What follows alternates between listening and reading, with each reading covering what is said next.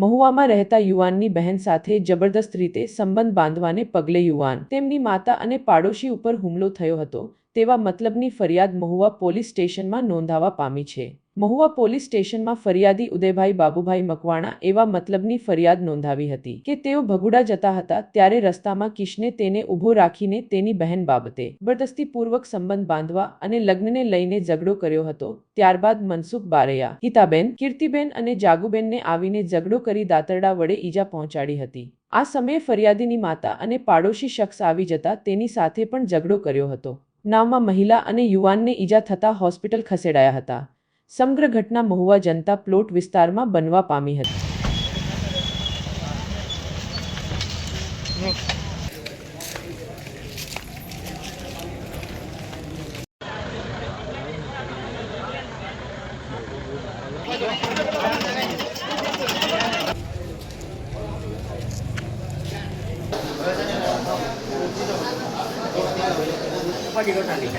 બરોબર, ચલો આરામ કરો ખાલી।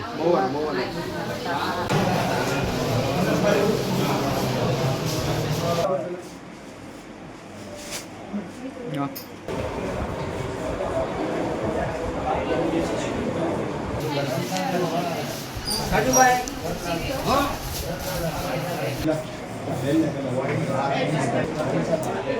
નહીં આ જઈશ